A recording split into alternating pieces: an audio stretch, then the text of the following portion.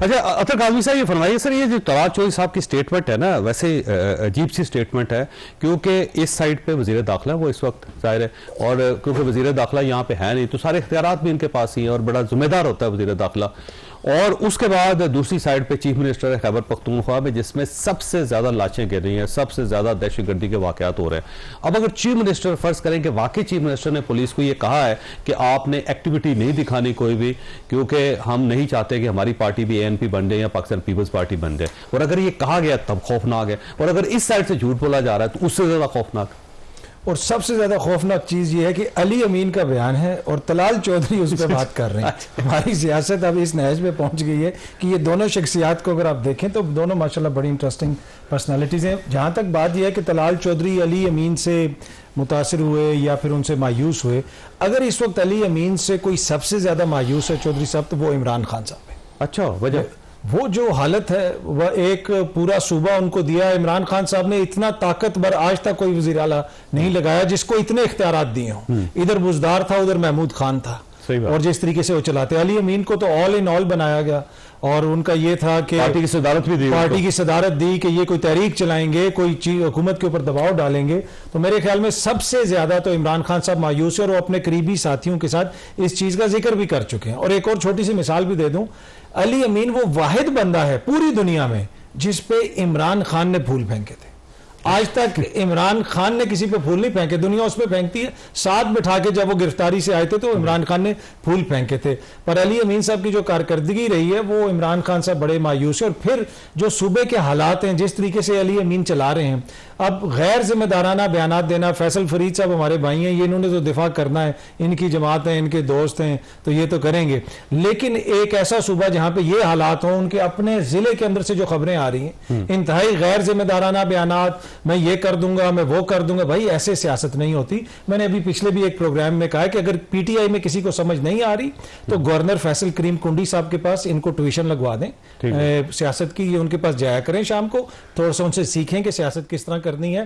آپ ایک طرف سے مولانا سے اتحاد بلانے کی بات کر رہے ہیں، روز صبح آپ ان کو برا بلا کہہ رہے ہیں اور ان کے خلاف الٹی سیدھی باتیں کر رہے ہیں، تو یہ پرابلمز ہیں تحریک انصاف کے اندر۔ اب طلال چودھری صاحب نے کیا سنا، وہ سچ ہے یہ نہیں مجھے نہیں پتا، جی حلف دے دیں آ کے، وہ کہتے ہیں جی ثابت کریں کہ یہ کہہ دیں کہ میں نے غلط کہا۔ ان کو ثابت کرنے کی کیا ضرورت ہے؟ علی امین کی جو کارکردگی ہے پوری قوم کو نظر نہیں آ رہی، سامنے نظر آ رہی ہے۔ تسلیم کر لیا کہ 11,000 دہشت گرد پاکستان کے اندر ہے، اور ساتھ وہ کہہ رہے ہیں کہ آپریشن نہیں کرنے دوں گا، تو پھر کیسے ہوگا یہ ختم؟ بس وہ پھر ہومیوپیتھک گولیاں نہیں، انہوں نے یہ نہیں کہا۔ دیکھیں شاہ جی آج کوئی جلالی طبیعت میں ہے، علی امین نے کہا کچھ 100 میٹر کی دوڑ نہیں جیتی جو آپ کے کارکردگی، علی امین جو کر سکتے ہیں وہ کرنا ہے، اور یہ عمران خان صاحب کو ان پہ اعتماد ہے، بے شمار دفعہ انہوں نے میرے سامنے بھی کہا، انہوں نے جو بیان دیا ہے۔ پریزیڈنٹ شپ کیوں واپس لے؟ نہیں، وہ پریزیڈنٹ شپ اس وجہ سے سر کہ وہ حکومت اور پارٹی کے عہدے ہم نے علیحدہ رکھنے ہیں، اور آپ نے جنید کا آنے کی بعد اور پنجاب میں عالیہ حمزہ کے آنے کے بعد پارٹی میں بڑا آپ کو ایک تدارک نظر آتا ہے۔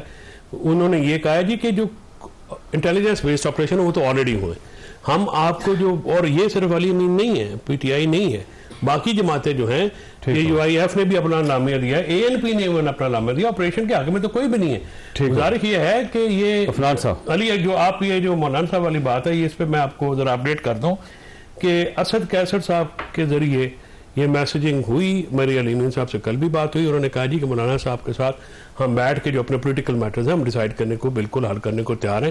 یعنی گنڈا پور صاحب چل کے مولانا کے گھر جانے کے لیے بھائی بات یہ ہے کہ عمران خان کے انہوں نے مجھے ہمیں بھی کہا، وہ بھی کہتے ہیں عمران خان کے لیے وہ کسی جگہ بھی کرنے کو تیار ہے۔ علی امین نے ہمیشہ ایک پازیٹیو رول ادا کیا ہے، وہ تو دیکھیں نا، اب اس کے اوپر وہ تنقید کرے جو کہ ڈی چوک میں تھا وہ تو سمجھ میں آتی ہے، جو خود ڈی چوک میں نہیں آئے وہ علی امین کو کریں کرٹیسائز۔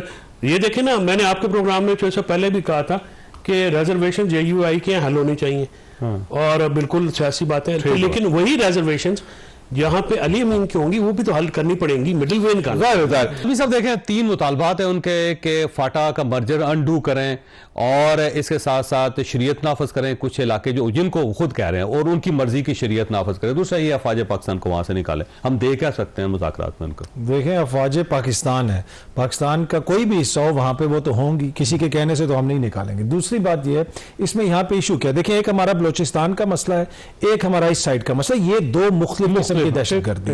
آپ تاریخ اٹھا کے پڑھ لیں چودھری صاحب، آپ ہمارے استادوں کی طرح ہیں اور آپ کا بڑا مطالعہ ہے، دنیا کی تاریخ میں کبھی بھی نظریات کے اوپر جو ہے نا مذاکرات کامیاب نہیں ہوتے. آپ لوگوں کا نظریہ نہیں بدل سکتے کہ آپ ان کو قائل کر لیں اور ان کا نظریہ بدل جائے گا, وہ جو ان کے ذہن میں جو ان کے مذہب کی انٹرپریٹیشن ہے وہ بدل جائے گی, وہ کبھی بھی نہیں ہوتی. طاقت اور کمزوری دو چیزیں. ٹیریٹوریل جو معاملہ ہے, جس طرح کا مسئلہ بلوچستان میں ہے کہ جہاں پہ ٹیریٹری کا ایشو ہے, اس کے اوپر بات چیت ہو سکتی ہے, اس کی مثالیں موجود ہیں تاریخ کے اندر, تو اس میں تو اس حد تک تو ہم کنونس کر سکتے ہیں کہ مرجر والی جو بات ہے, ان کے علاقائی کوئی تحفظات ہیں, اس میں حکومت پاکستان اپنا کردار ادا کر سکتے ہیں, پرانی ڈسٹرکٹ بنانی ہے, وہ ٹیریٹوریل مسائل حل ہو سکتے ہیں. یہ جو نظریاتی مسائل ہیں یہ دنیا کی تاریخ میں نہ کبھی حل ہوئے ہیں نہ ہوں گے. ایک بات بالکل واضح ہونی چاہیے کہ جو بھی پاکستان میں رہے گا آئین پاکستان کے تحت رہے گا اور تابع رہے گا. بالکل سر.